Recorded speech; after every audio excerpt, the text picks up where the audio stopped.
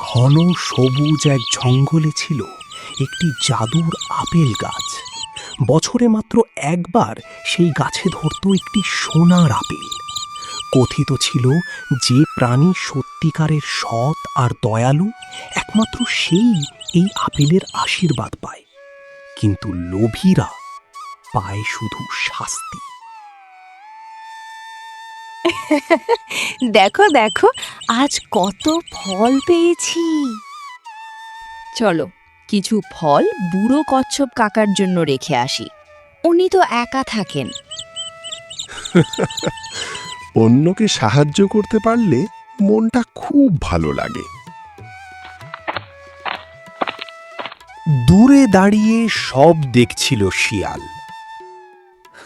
কি বোকা, নিজের খাবার অন্যকে দিয়ে দেয়। কাল সোনার আপেলটা আমি নিয়ে নেব, তারপর পুরো জঙ্গলের রাজা হব।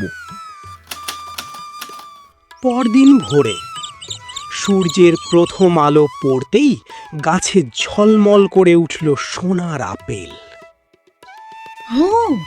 আপেলটা সত্যি সোনার মতো চকচক করছে।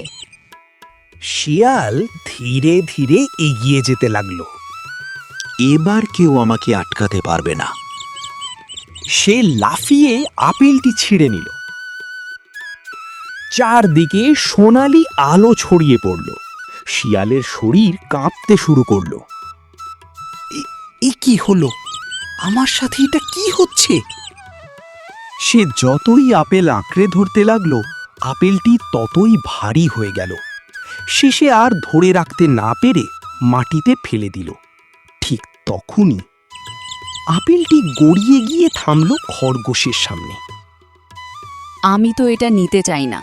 যদি সবাই মিলে এর উপকার করতে পারি তাহলে সেটাই ভালো। ভালুক আর কাঠবিড়ালি মাথা নাড়ল। তিনজন মিলে আপেলটি আবার গাছের নিচে রেখে দিল। হঠাৎ আপেলটি উজ্জ্বল আলো ছড়াতে শুরু করলো। চারদিকে রঙিন ফুল ফুটে উঠল। শুকিয়ে যাওয়া গাছগুলো আবার সবুজ হয়ে গেল। বনের প্রাণীরা আনন্দে চিৎকার করে উঠল। শিয়াল লজ্জায় মাথা নিচু করল। আমি শুধু নিজের কথাই ভেবেছি, আমাকে ক্ষমা করে দাও। ভুল করলে তা স্বীকার করাই সবচেয়ে বড় সাহস। এসো, আজ থেকে আমরা সবাই বন্ধু। তাহলে আজ থেকে আর কোনো দুষ্টুমি নয়। ধন্যবাদ বন্ধুরা। সেদিনের পর থেকে শিয়াল আর কখনো লোভ করেনি। সে শিখেছিল শক্তি বা ধন সম্পদ নয়, সত্যিকারের সুখ লুকিয়ে থাকে সততা, দয়া আর বন্ধুত্বের মধ্যে। গল্পটা ভালো লাগলে লাইক করো এবং কেমন গল্প তোমাদের চাই কমেন্টে জানাও।